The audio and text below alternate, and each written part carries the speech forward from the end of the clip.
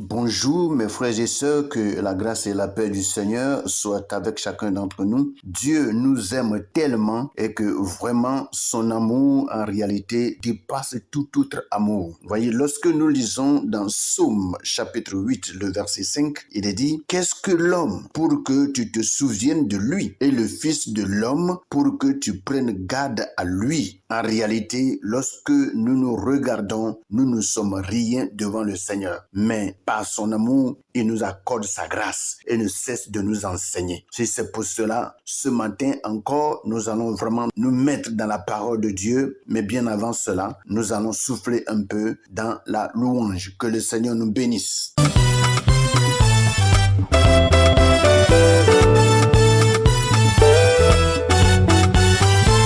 Aïe aïe aïe, Jésus est bon, hey. Il est bon. Oh, Jésus est bon, hey. Il est bon. Oh, mon Rédempteur est bon, hey. Il est bon. Jésus est bon, hey. Il est bon. Aïe aïe aïe, il est.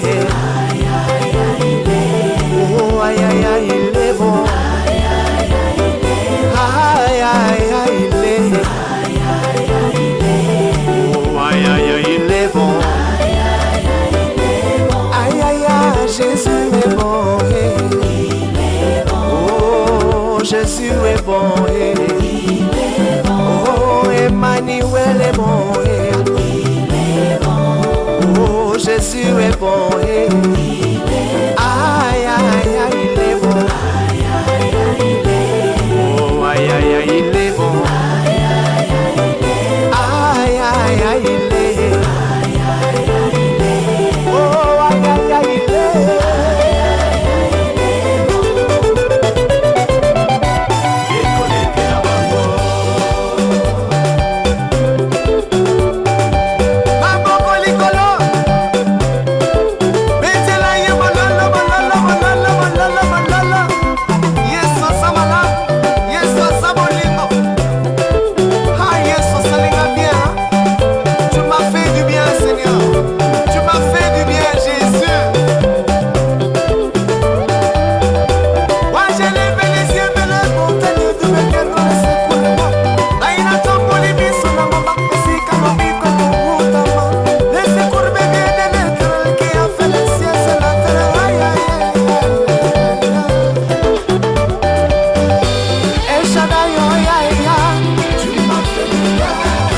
La gloire, l'honneur et l'élévation revient à toi, notre Dieu, le Tout-Puissant, celui qui est élevé dans les cieux, sur la terre, plus bas que la terre. C'est toi qui es adoré d'éternité en éternité. Je bénis ton Saint-Nom ce matin parce que tu nous donnes, notre Dieu, d'être au-devant de toi pour contempler ta gloire et recevoir, Seigneur, de ta part, la parole qui nous donne la vie, la force, la puissance et l'autorité. Sois célébré, sois exalté dans le nom puissant de Jésus-Christ de Nazareth. Sois béni, Papa. Reste avec nous, enseigne-nous et instruis-nous encore ce matin au nom de Jésus. Amen. Sans trop tarder, après que nous ayons écouté la louange qui a préparé le cœur de chacun, l'esprit de chacun, nous allons prendre nos Bibles dans le livre de Ecclésiaste, chapitre 8, à partir du verset 7 au verset 9. Et je vais lire rapidement dans la version Louis II. Et comme nous le savons, nous utilisons vraiment cette version pour en réalité plus nous éclairer parce que c'est la version la plus ancienne et qui vraiment donne plus de clarté biblique quant à ce qui concerne les enseignements et les instructions que Dieu nous donne. Soyez bénis au nom de Jésus. Nous allons commencer notre lecture et je commence par le verset 7. Il est écrit, mais il ne sait point ce qui arrivera et qui lui dira comment cela arrivera. L'homme n'est pas maître de son souffle pour pouvoir le retenir et il n'a aucune puissance sur le jour de sa mort. Il n'y a point de délivrance dans ce combat et la méchanceté ne saurait sauver des méchants. J'ai vu tout cela et j'ai appliqué mon cœur à tout ce qui se fait sous le soleil. Il y a un temps où l'homme domine sur l'homme pour le rendre malheureux. Voici ce que Louis II nous dit. Nous allons porter nos regards rapidement sur la version français courant où nous allons lire le même passage. Ecclésiaste chapitre 8 à partir du verset 7 au verset 9. Il est écrit: nous ne savons pas ce qui va arriver. Qui nous dira comment les choses se passeront? Aucun être humain n'a le pouvoir de retenir sa vie et personne ne peut reculer le jour de sa mort. Lorsque la guerre est là, il n'y a pas moyen d'y échapper. La méchanceté ne peut sauver celui qui s'en rend coupable. J'ai examiné avec soin tout ce qui se passe ici-bas où l'être humain domine son semblable et le rend malheureux. Voici ce que le français courant nous dit. Nous allons profiter de ces deux versions ce matin pour passer à notre méditation du jour. Alors rapidement, nous retournons à la version Louis II où nous commençons par le verset 7. Mais il ne sait point ce qui arrivera et qui lui dira comment cela arrivera. Voici ce que Salomon est en train de nous dire. Et pour que nous comprenions bien le sens de ce verset, c'est-à-dire le verset 7, nous allons lire rapidement le verset 6 pour nous amener à comprendre un peu le passage que nous sommes en train de lire au verset 7. Car il y a pour toute chose un temps et un jugement quand le malheur accable l'homme. Vous voyez, quand le malheur accable l'homme, comme je le disais hier dans notre méditation, l'homme vraiment a à ce moment-là un temps de jugement. Vous voyez, très souvent, quand l'homme est accablé, on se pose 1001 questions parce qu'on ne sait pas en réalité ce qui va arriver dans ce jugement. Et Salomon continue en nous disant ceci: mais il ne sait point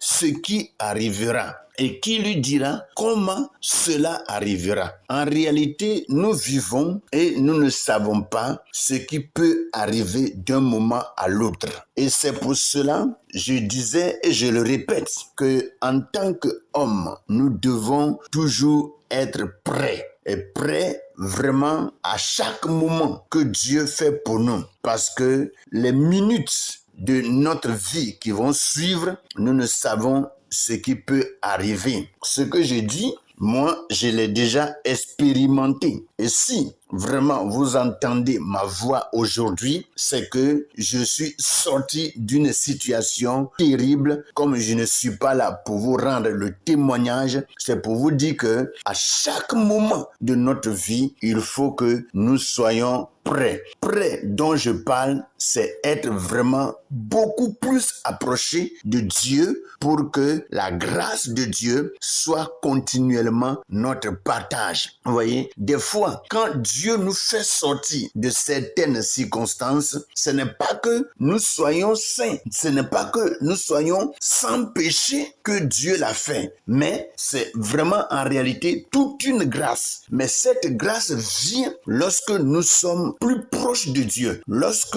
nous le reconnaissons comme notre Père et que en toutes choses nous l'invoquons pour nous conduire sur le chemin de la vie. Si en réalité nous faisons fi de celui qui nous a créés, lorsque nous serons dans les moments difficiles, lorsque nous serons dans le malheur, nous ne saurons vraiment pas comment s'en sortir. Or, lorsqu'il y a de telles situations, c'est seul Dieu qui peut t'en délivrer. Tout arrive dans la vie de l'homme. Tout arrive dans la vie de l'homme. Quand on dit vie, c'est tout un paquet. Et on peut vivre des circonstances terribles. Ce qui est merveilleux, c'est que Dieu nous fait sortir toujours de ces circonstances difficiles, car comme nous le lisons très souvent dans le livre de Psaume 34, le verset 20, il est dit que le malheur atteint souvent le juste, mais l'Éternel l'en délivre toujours. Alléluia. Donc, comme je viens de le dire, Salomon ajoute et il dit, mais il ne sait point ce qui arrivera. Et qui lui dira comment cela arrivera? Il y a des choses qui peuvent arriver. Il n'y a même pas quelqu'un qui va venir nous chuchoter pour dire voici ce qui va arriver quelques minutes après. Même des fois, si Dieu envoie quelqu'un pour nous chuchoter cela, nous n'allons même pas y croire. Vous voyez? Nous n'allons même pas y croire. Vous allez voir, il y a des circonstances, il y a des situations dans lesquelles Dieu s'oppose à notre désir. Dieu s'oppose des fois à notre voyage, à notre déplacement. Mais on lutte, on fait coûte que coûte pour nous déplacer jusqu'à ce que Dieu nous permette une situation pour nous bloquer. Tout ceci pour nous sauver. Vous voyez? Et lorsque Dieu fait cela, personne n'a l'idée de savoir que cette situation est en train de se passer parce que Dieu veut nous sauver de quelque chose. Vous voyez? Donc, comme Salomon est en train de le dire, il y a des choses qui nous arrivent. Mais il n'y a personne qui nous le dit. Personne. Et comme je l'ai dit, on peut des fois si tu le dis, mais tu ne peux même pas le croire parce que tu ne t'attendais pas à cela. Tu ne peux pas croire et tu ne peux pas l'imaginer. Vous voyez? Et c'est seul Dieu qui connaît cela et c'est seul Dieu qui peut vraiment t'en délivrer. Alléluia. Il est dit, l'homme n'est pas maître de son souffle pour pouvoir le retenir. Mes frères, la respiration qui est en nous, nous ne sommes pas le maître. Nous ne sommes pas le patron. Nous ne contrôlons pas notre respiration. Nous ne contrôlons pas notre souffle. Vous voyez? Et Salomon parle d'une manière claire et sans détour. Il dit, l'homme n'est pas le maître de son souffle. L'homme n'est pas le gardien de son souffle. L'homme ne peut pas diriger ni contrôler son souffle. Quand on parle de souffle, on parle de la respiration. On parle de la vie qui est en nous. Nous ne contrôlons pas cela. La seule personne qui contrôle notre vie, c'est Dieu. Parce qu'il en est le maître. Et il est la source de notre vie. Le français courant dit ceci. Nous ne savons pas ce qui va arriver. Qui nous dira comment les choses se passeront? Personne. Il n'y a pas quelqu'un qui va nous le dire. Aucun être humain n'a le pouvoir de retenir sa vie et personne ne peut reculer le jour de sa mort. Il y a des gens qui se croient vraiment très forts et ceci, on voit ça chez les spirites, les occultes, les gens qui se sont vendus aux sectes pernicieuses, qui se sont vendus aux démons, qui sont vendus à Satan par les sectes. Vous voyez, en adorant les démons, en faisant des rituels, soit des rituels par le sang et des rituels surtout par le sang humain, des choses dangereuses. Et quand ils font de telles choses, ils se disent tellement forts, ils se disent tellement puissants et ils disent que personne d'autre ne peut leur enlever la vie. Mais des fois, ils sont surpris quand ils se voient couchés et ils n'ont plus vraiment de vie en eux. Ils sont surpris. Vous voyez? Donc, l'homme n'est pas le maître de son souffle. Tu ne peux pas retenir ton souffle et tu ne peux pas reculer ta date de mort. Même si on te le dit, on dit tu vas mourir demain. Tu ne peux pas reculer ça sur le lendemain. Tu ne peux pas reculer ça sur 2 semaines après, 3 semaines après. Mes frères, comprenons ceci et attachons-nous fortement à Dieu pour que ce soit lui qui fasse toutes choses en nous. Je le répète et je le répète. Et dans ce passage, Salomon en parle beaucoup. Salomon parle beaucoup de la vie de l'homme sur terre. Pendant que nous vivons et que nous pouvons voir le soleil, il faut que nous fassions tout pour vraiment être agréables au Seigneur. La chose en réalité est simple. La chose est simple, mais nous compliquons notre vie. Et c'est ça le problème. Et comme nous compliquons notre vie, alors nous menons cette complication et des fois, on est vraiment surpris d'être devant Dieu et là, on ne pourra plus rien faire. Vous voyez, nous ne savons pas ce qui va arriver. Qui nous dira comment les choses se passeront? Et Louis II dit au verset 8, l'homme n'est pas maître de son souffle. pour pouvoir le retenir. Et il n'a aucune puissance sur le jour de la mort. Il n'y a point de délivrance dans ce combat. Et la méchanceté ne saurait sauver les méchants. Ça, c'est clair. Tu peux être méchant n'importe comment. Ta méchanceté ne pourra jamais te sauver. Ta méchanceté ne saurait jamais te libérer des circonstances dans lesquelles tu vas te trouver. Et très souvent, c'est parce que nous sommes méchants que des choses terribles nous arrivent. Et quand tu es trop méchant et que ta méchanceté là tend à s'égaler à celle du diable, alors Dieu dit, trop c'est trop. C'est moi qui t'ai donné le souffle, je te l'enlève. Tu ne peux pas condamner Dieu et tu ne peux pas te plaindre parce que c'est Dieu qui t'a donné le souffle. Et quand il le prend, tu ne peux que le remercier. Alléluia. Donc, sachons toutes ces choses et que Dieu nous fasse grâce. Qu'il nous fasse grâce et que ses bontés soient continuellement multipliées dans notre vie. Salomon dit, j'ai vu tout cela et j'ai appliqué mon cœur à tout ce qui se fait sous le soleil. Il y a un temps où l'homme domine sur l'homme pour le rendre malheureux. Et très souvent, lorsque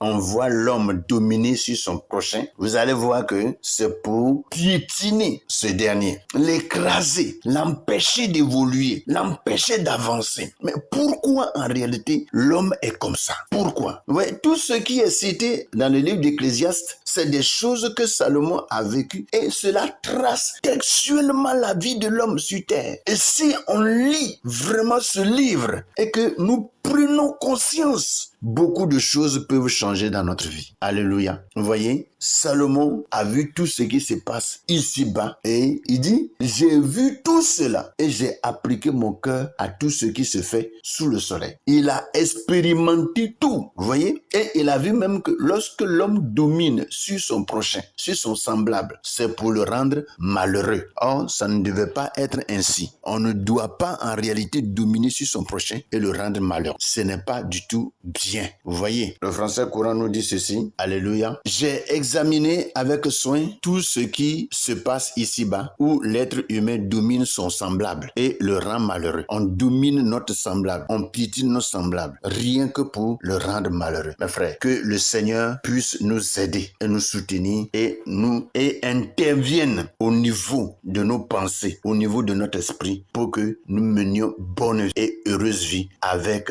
les autres qui sont autour de nous. Que la paix et que les bontés de l'Éternel nous soient multipliées. Soyez bénis, lisez encore continuellement ces passages et Dieu, par son esprit, vous enseignera de plus. Soyez bénis au nom de Jésus et passez bonne et merveilleuse journée. Amen.